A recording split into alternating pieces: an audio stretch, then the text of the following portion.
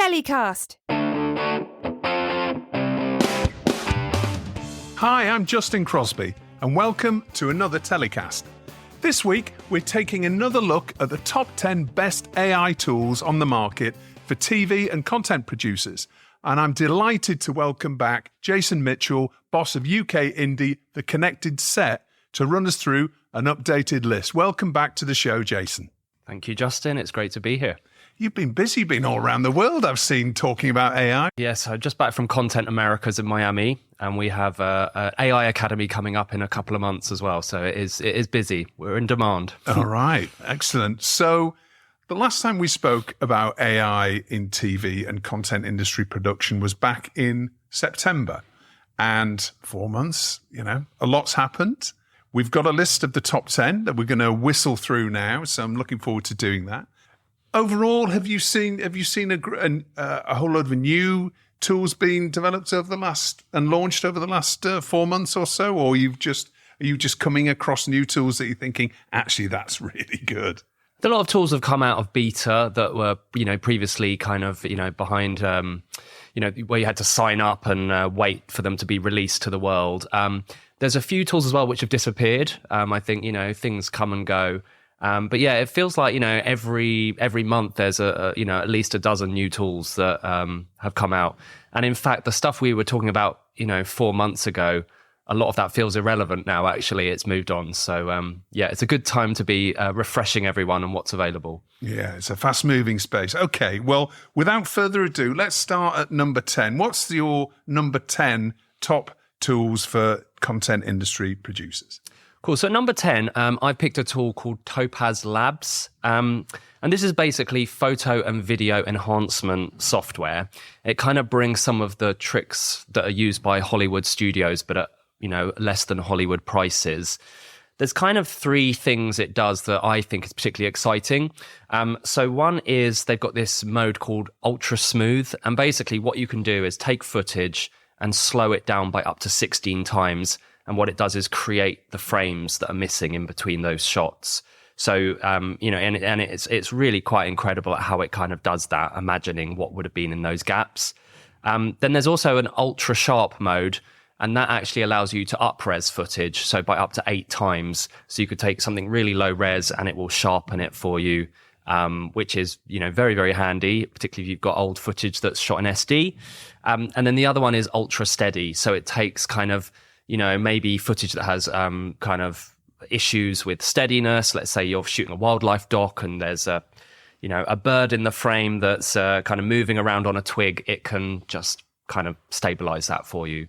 So, really clever tools and actually really affordable. It's about just under $300 for a year, which I think, given how many tens of thousands this would have cost before, is pretty remarkable. And is it effective in the sense that if you shoot on a lesser quality camera, you can rely on it to actually upgrade to a certain extent? Yeah, I mean, I'm not sure what a broadcaster would say, if you were relying on it, but, it can get you out of a hole. I mean, I'd always recommend shoot the resolution you need. But if, you've got a problem with some footage, it's a really good way of solving some of those issues. All right. Weapons grade image enhancement then. It is. All right. Okay. How about number 9? Okay. Number 9 is Opus Pro. I know this is something you use, Justin, giving away your trade secrets. Sorry about that. But, promoting our shows has never been more important. And this is a tool that you can use to create all of those social clips automatically. So it's really cool. What you do is you upload your footage. So let's say I've got a 1-hour show. I upload it into the software, and it will output 10 suggestions of social clips for me. So it'll give it titles. It can subtitle it. But also what I think is really interesting is it kind of gives you a social score. So it says how well it thinks those clips are going to do. So obviously you can go through, watch them and, come to your own decision about whether to post them. It also reversions them into all of the kind of orientations you might need for TikTok, Instagram, Facebook, etc., YouTube. It just kind of takes away a lot of that hassle of selecting the clips for you. So a really cool tool, I'd say. Yeah, I use this all the time. So anytime you see telecast clips on YouTube or any of the social networks that are vertical, They're basically created by Opus Pro. The great thing I find about this is that you can actually create your own brand within there. You can upload your own branding so it can frame your screen. You can actually go in and edit a lot of the copy that it also pulls out because it transcribes every clip as well. Yeah, it's the one tool that I've invested in and gone right in and said, okay, I'm having the annual subscription for this because I use it all the time, and it's brilliant. All you need to do is paste in the YouTube address as well, or upload the clip as well. But and by the way, I'm not on commission. There's no affiliate links. But it's just a very useful tool. And the annual subscription is how much? I think it's like what, $200 or something. Yeah. I think it's a bit more than that. I actually can't remember. But if you're using it a lot, if you're publishing content for social networks regularly, then it's really, it pays itself back very, very quickly, and it takes so much time. I had no way I'd be able to use my content on YouTube Shorts and Instagram and a lot of the short form clips. I'd never have the time to be able to do that. So I know as well there is a free trial. So if you just want to play with it, I think you can use it for 7 days for free. The only thing you have to be careful of is at the end of those 7 days, it deletes everything you've uploaded. So just make sure if you're using those 7 days to download the end results before it's deleted. All right. Opus Pro at number 9. How about number 8? Cool. So number 8 is a tool called Supernormal. Now, I don't know about you, but writing up the notes from meetings is, hellish, waste of time. And so this is essentially a plugin for all of those video conferencing tools that we all use, whether it's Google or Zoom or MS Teams. Now, obviously, a lot of these tools already have a transcription tool in them, so it can write, it can transcribe what you're saying. Where this takes it one step further is it also listens out for kind of what you've agreed are action points and allocates them to people. So, if I say in the meeting, I'll contact X presenter, at the end we'll get minutes telling us these are the agreed actions. So it's great for that, for kind of accountability, for allocating actions, for tracking actions as well. Takes all of the pain out of writing minutes. Yeah, and remembering what I promised to do in that meeting. Yes, you definitely are held to account. So, but it's about $19 a month. So I think it's a really good investment. Saves having someone on the team spending an hour after the call writing up, what was agreed. All right, that's Supernormal. How about number 7? Number 7 is one for the lawyers or the people who don't like lawyers, possibly, and it's called Spellbook. And this is a legal AI. So basically, it's a tool that's been trained on kind of thousands of legal texts to kind of look for all of the kind of common issues in contracts. So what you can do is upload your contract that you need to be reviewed. And essentially it will, it kind of integrates with Microsoft Word, and it can do a number of things. So once you've uploaded your document, you can say things like, suggest language, legal language to help me kind of redraft this contract. You can ask it to look and flag clauses that are perhaps quite aggressive and might get you in trouble.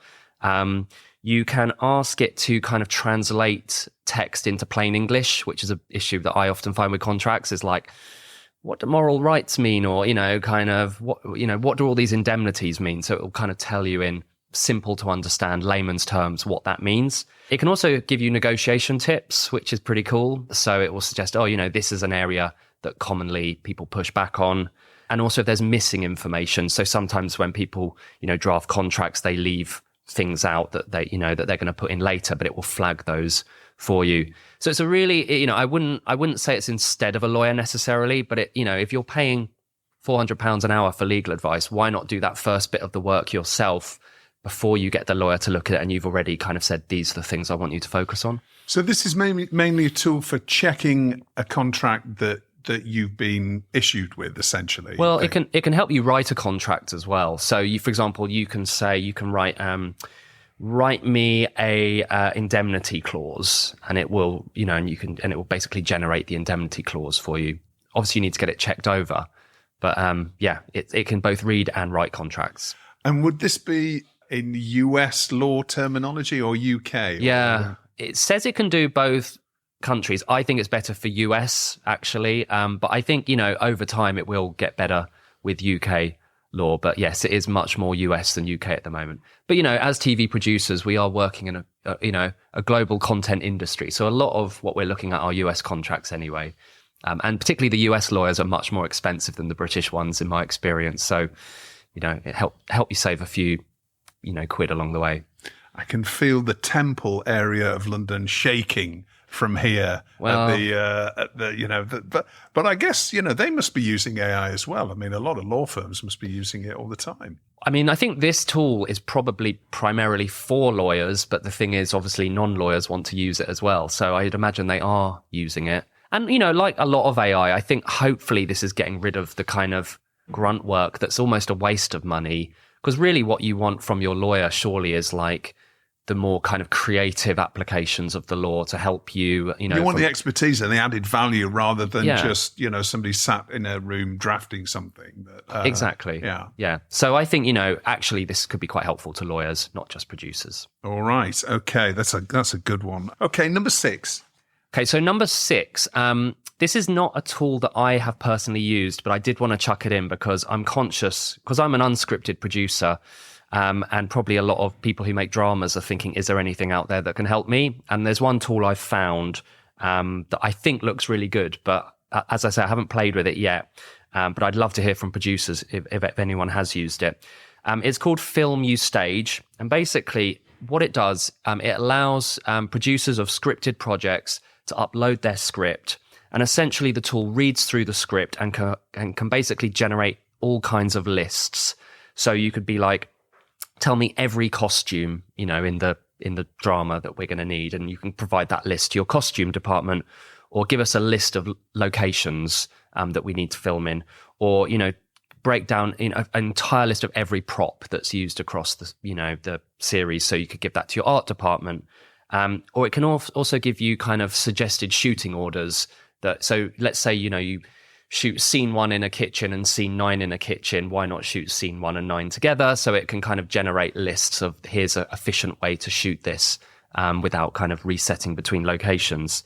So it's just a useful tool for kind of analyzing your script, and it's relatively cheap as well. It's like I think $59 for a script. So wow. Yeah. Okay, and presumably this would be something that head of production might use as a shortcut, essentially. I would imagine, yes. It's probably one for the production managers, to make their lives easier. All right. Okay, that's Film You Stage. Number 5. So number 5 is called Looker AI. This is a logo creation tool. I wouldn't say, the logos are kind of broadcast ready, perfectly formed TV show logos. But, sometimes you just want something, that's kind of good enough for maybe a quick, you're putting together a deck quickly, or or even something you can brief to your designer and kind of a bit like this. So essentially it's an AI for creating logos. What you do is you kind of type in the name of your show, or whatever you want to create. It doesn't have to be a show. And you select a few logos. It will generate a few logos and you say, oh, I like this and I like this and I like this. You kind of tell it some of the colors you like. You kind of give it some parameters and then it will generate original logos for you. And then you can go in and modify them. You can download vector files, PNGs. You can play around with them. So it's just a cool way of getting a quick logo, essentially. Yeah, it could be. I could see the way that's used in drama, or when you're actually looking to create a sort of a fake newspaper or a coffee brand or something like that for the show. Okay. So also sometimes I think, and this is me giving away a trade secret, but sometimes AI can be really useful for responding to clients that maybe you don't really want to respond to, but you feel you have to. There are some of those commissioners out there that we deal with. And, using some of these tools can be a way of kind of getting back to them quite quickly, but not having to put in as much effort as you would for your favorite clients. So, right. Okay. Nice shortcut there. Excellent. Yeah. Okay. And how about number 4? So number 4 is called Papercup. This is a foreign language dubbing service. And what I like about this one, there's lots of dubbing services out there, but this one is, I think, really good. Like, it's got an element of human quality control. I'm not quite sure how it works, whether they're manually checking the outputs, but it's definitely noticeably better than other services. And I think it's an exciting tool because, for example, if you run a YouTube channel, which we do, and all of our content is English language, well, now in YouTube, you can basically have a kind of multi-language mode. So even though it's the same URL for the clip, you can select, I want it in Portuguese or Spanish, rather than having a custom link for that language. So when we look at Papercup, we kind of use it to essentially create different versions of the same clip, and then you can upload them into YouTube.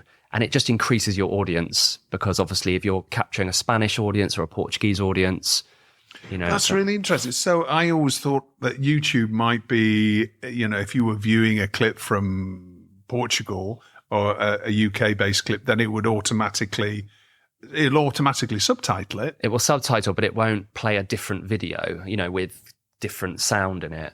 So, and what producers used to do in the past was set up, their brand and then Espanol and then do Spanish versions or, whereas now actually this means you can essentially have one master brand and then different language versions audio-wise on that same link. So, right. Okay. And is it just one output at a time, or can you tell it to? So you can do multiple languages. I think they've got about 6 languages so far. So it's a lot of the big languages. It includes Hindi, which is quite interesting.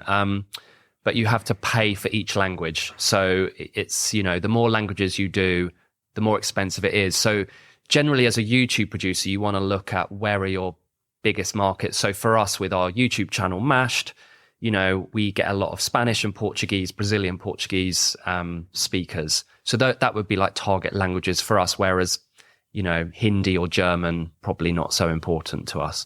Interesting. All right. Well, that's maybe one for me to look at for taking Telecast to LATAM, which I've always been thinking of doing. Okay. Number 3 is a familiar one. Yeah, so number 3 is Descript. I'm sure you've used it and lots of people have used it for things like subtitles and transcription and various other tools. But I just wanted to highlight one tool that I think is really cool, and it's called Eyeline Contact. So essentially it's just a setting within Descript where if you've got footage and someone, their eye line is wrong. So let's say I'm looking down at the table and I want to have my eyes looking into the camera. You can basically click the setting and it will move the eyes into the camera. There's definitely been times where we've shot interviews and the eye line's been wrong, and it's the kind of tool you'd like to use to make your life easier. I'm not sure broadcasters are quite there yet with like allowing people to mess with footage in that way, but certainly in dramas, I don't see why you couldn't use it, or on a podcast. So yeah, all right. Well, maybe have a play with that one as well. Okay, so we're down to number 2. So number 2 is, and I'm sure everyone's used ChatGPT already, but they've just launched, it was about a month ago, I think, called GPTs. And these are essentially custom chatbots. So you think of it as like building your own chatbot that's personal to you, that can do whatever task you want it to do, that you could then share with your colleagues, perhaps, or friends, or you could even publish it to the kind of wider web and people would come in and kind of have this custom experience. So I should probably explain it by giving an example or two.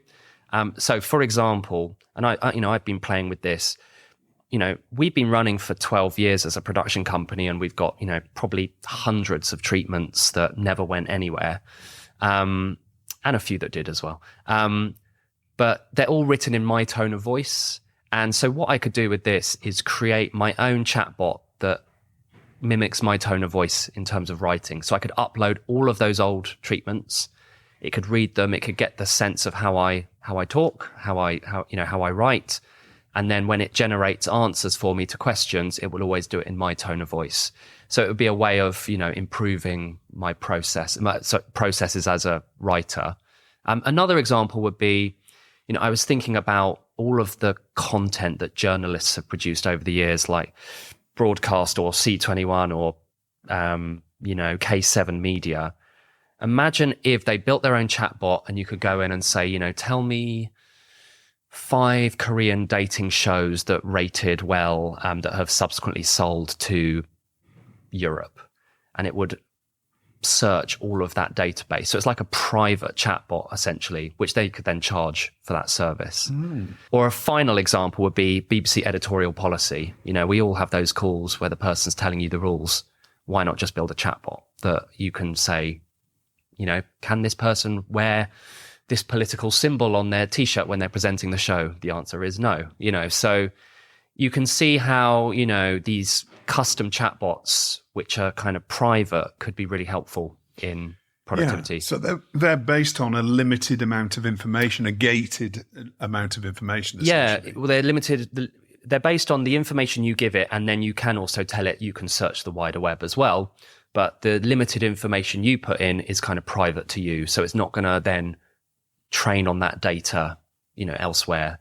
So you're kind of protecting your data, your proprietary data, but you're also allowing it to kind of pull inspiration from the web as well. Yeah, that's a really, really good example of industry intelligence, actually, that you can use it for. So interesting. All right. And now drum roll for number one. Which is the number one that you've chosen, Jason, for right now? Well, my number one is a tool that is really exciting. It can do a lot of stuff now, but it's also promising to do a lot in the future. So it can't do everything.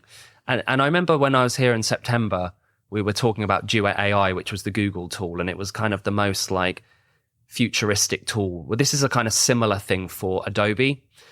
So it's Adobe Firefly, and this is a tool that you can use with Photoshop, Premiere, Motion, all of their kind of Adobe tools. And it's kind of bringing generative AI essentially to all of those design and editing and other kind of creative tasks we do. So it's a really cool concept video, which I'd encourage people to watch the whole thing. But to give a few examples, so things it can do now, things like generative fill. So that's in Photoshop, you say, I've got a picture of Justin, like I want you to put glasses on him and put a crown on him. And, you know, it will do it in a really non-destructive way. So it won't mess up the image. It won't look weird. It will look really convincing. So it's a really cool tool for like just adding things, taking things away. Another one, you know, text to image. So you can just type in, I want an image of this, a bit like you can in, you know, many of those image generator tools. And is this sourcing, because I know Adobe also have their own image library, massive image library. So presumably it's sourcing that great quality image source material to create one. A big differentiator with Adobe is that they're kind of like they position themselves as being, you know, a friend of the creative community. They don't train their models on kind of other people's copyrighted material. It's trained on their own stuff. So that's a benefit as well, is that whether they indemnify you or not, I'm not sure, but at least, you know, you've got a bit more confidence that what they're creating is not built on the labor of someone else that they've stolen from. You know, in terms of where it's going, you know, those are pretty basic functions, but in the future, you know, you write a script and it will generate storyboards for you, or, you know, it will automatically select B-roll for you. So again, it's like a super app of AI for kind of creative tools, essentially. It's a very, very cool tool. And it's a certain quality, because we've seen, I think a lot of people have, you know, gone in and had a play with various AI tools and trying to get text to image, and then you've got, you know, the person with six fingers, or the really strange kind of like the eyes and the general coloring. But what we're saying here is Adobe have created something that's a much higher quality, because obviously it's got its source material as being very high quality to begin with. It's high quality. I wouldn't necessarily say it's better than, say, Midjourney. It's probably about the same, but what it is not built on other people's work. So it's a bit more of an ethical choice, and probably less likely to scare broadcasters if you're working for broadcast clients, and they're obviously going to be concerned about the origins of that work. So and also, you know, lots of obviously us in the creative community use Adobe already. So in that regard, it's a kind of something that's familiar to us. It's included with our subscription. I think you get 25 credits a month to generate stuff. So you know, it's not going to cost you anything else. And then if you go above those 25 credits, you just buy more credits, kind of like arcade tokens. So yeah, it's a good starting place. Fantastic. Okay. And I've got one tip as well that I came across the other day for text generation, which is within Canva, which is probably the last place you might imagine. But I found that Magic Write function within Canva is really, really good, and actually much better for generating and redrafting copy than Bard, for example, or Jasper, or one or two of the others. But that's a free tip. If you've got Canva already, there's some amazing functionality with that as well. Yeah, I really need to play with Canva. Actually, I feel in that regard, I feel like a bit of a dinosaur, because lots of people I know in our industry do use Canva, and I never have. So I'm going to try that out after this. Brilliant. Well, there we go. You've given me 10 great ideas. Maybe there's one that I've given you to. Jason, thank you so much for coming in again. Always really enjoy our rundowns of the latest tools. And, listeners or anybody at home, if you've got some other tools, just, let us know in the comments or send us through some more suggestions, and we'll maybe incorporate those into our next time, when maybe you can come in another 4 months and we'll do it all again. Jason, thank you so much for coming on Telecast. Thank you. Well, that's about it for this week's show. As ever, thanks a lot for listening. You can check out video versions of all of our recent shows on our YouTube channel, Telecast TV. Just search Telecast on YouTube and click subscribe. Telecast was produced by Spirit Studios and recorded in London. Next week, we have a new Telecast feature called Leaders in TV, where I meet the most senior industry executives and delve into their backgrounds, their leadership styles, and the decisions that have shaped their careers. We're kicking off with Chief Executive at Banijay Wright, Kathy Payne. Until then, stay safe.